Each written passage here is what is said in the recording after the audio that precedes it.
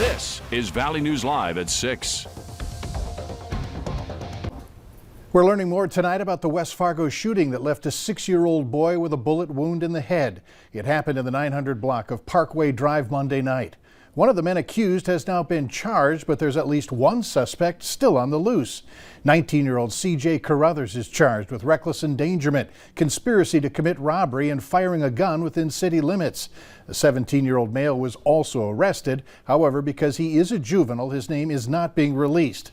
Valley News Team's crime and safety reporter Bailey Hurley is here with more details on what witnesses and police are saying. Bailey? Mike, it all happened relatively fast. Witnesses say two men got into a dark-colored car. An argument happened. The two men exited the vehicle and then fired a gun at the car. Documents say the driver of this car also shot a gun, and one of the rounds from that driver's gun went inside a 6-year-old boy's home and hit him in the head. Now, court documents say police later located and arrested both Carruthers and that teen suspect inside a home at 932 Parkway Drive. And documents say both the woman who rents that home and the woman's daughter were detained as a gun was found in the family's garbage can.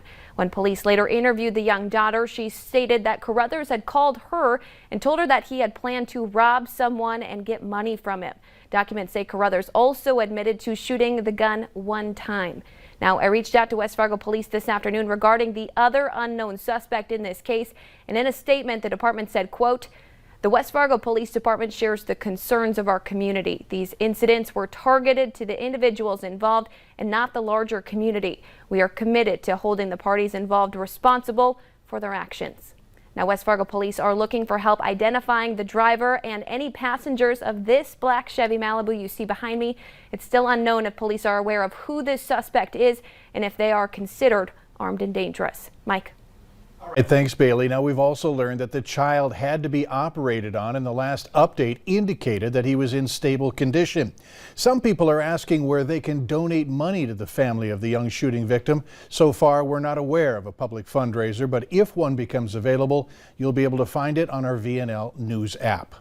There's new information tonight on that fire at the former Mid-America Steel building earlier this week. Investigators say it was intentionally set. The fire broke out Monday night and crews were on scene for about 17 hours. At this point, no word on any suspects. Our springtime weather continues to provide us with the chance for showers, and I'm hearing that we're going to be warming up in the days to come. Well, let's begin our coverage with checking in with Hutch to find out what we can expect later tonight. Hutch? Mike, thanks so much. As we check in on the Devil's Lake area through our Home of Economy camera there, blue skies aplenty as our morning showers that really only occurred in the Southern Valley and out to the east in Lakes Country. By midnight last night, we had nearly 3/10 of an inch near Sisseton and just east of the Detroit Lakes area. This morning, we've added a few hundredths more as that system exited to the east, but not before leaving a white scene at the Cormorant area. Thanks, Rick, for uploading your Lake Ida Apple Farm photo of the 3/10 of an inch of snow there.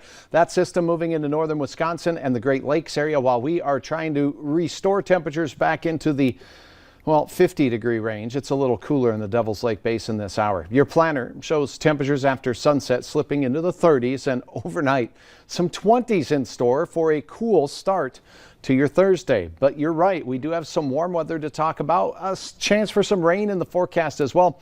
Mike, I think the 7-day forecast will have a big smile on your face by the time it's all said and done. I'm smiling just hearing that. All right. All right, thanks. A Fargo seed production company is changing its safety procedures and training after an employee lost their right leg in 2020.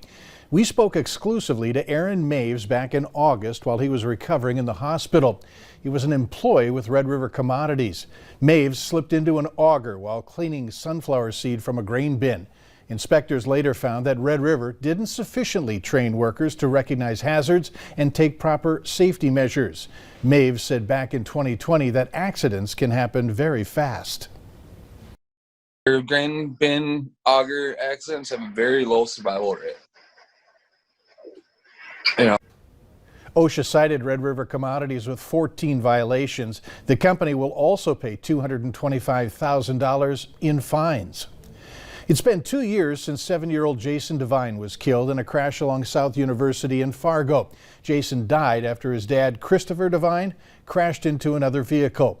Christopher was later arrested on suspicion of DUI with a minor in the vehicle and DUI resulting in serious injury. This coming Friday night, March 26th, we're told that there's going to be a candlelight vigil to honor Jason's life. It's going to be held at Fargo City Hall from 6:30 to 7. Everyone is welcome to come. Fargo police want you to know about a high-risk sex offender in the area. Patrick Roy Moore is living at 352 21st Street in North. He was convicted in 2016 of gross sexual imposition in Burleigh County. He was also convicted of gross sexual imposition with a victim under the age of 15 in McLean County. Police say that Moore was 31 years old when he had sexual intercourse with a 14-year-old girl.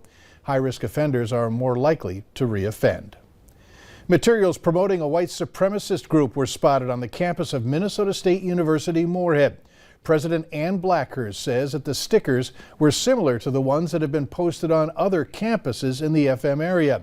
In a statement, the president said, in part, "Together we can ensure that our campus community is free from acts of bigotry, intimidation, and harassment." Heroin and fentanyl seizures in North Dakota in 2020 up by more than 200% from 2019 in the two drugs combined.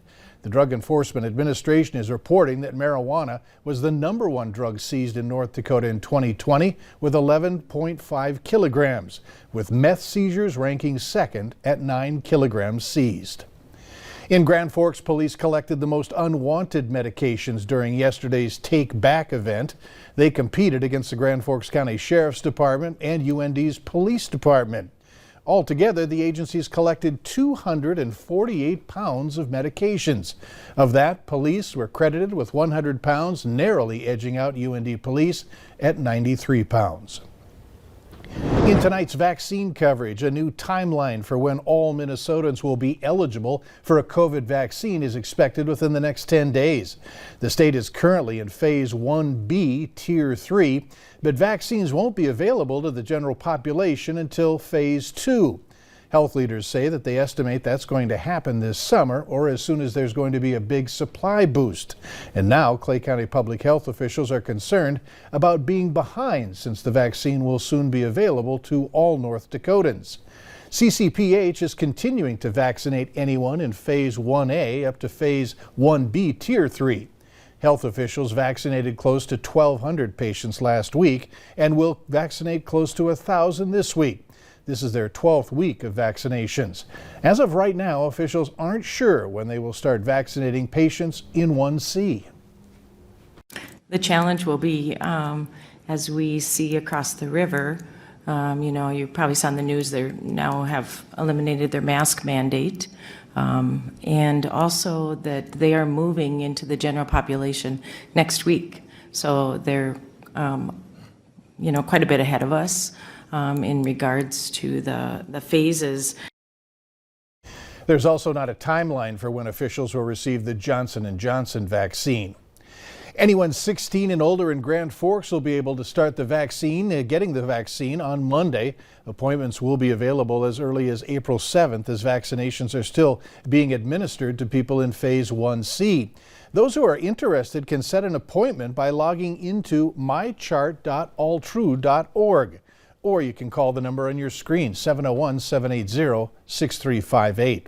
Patients who are 16 or 17 years old must have permission from a parent or guardian to get the Pfizer vaccine. And Essentia Health is also letting you know that scheduling a vaccine appointment is available as long as you meet your state's criteria. All you have to do is sign up for the MyChart on EssentiaHealth.org. From there, you can choose your date and time. You can also get in touch with Essentia at the number on your screen, 833-494-0836. And Sanford Health is expected to get large allocations of vaccine this week. Close to 6,100 doses of the vaccine will arrive at the Gordman's Vaccination Center. A majority of this vaccine is Pfizer. Close to 1,000 vaccines have been administered on Tuesday. Minnesotans are calling on lawmakers to take action following a recent increase of hate crimes. The very latest later on Valley News Live at 6. And our time lapse at the Dakota Magic Casino caught a soggy soaker during the overnight hours, and the day we saw those clouds and showers retreat out to the east. Temperatures still on the cool side. I'll have details on a beautiful warm-up. Join me. Your forecast is next.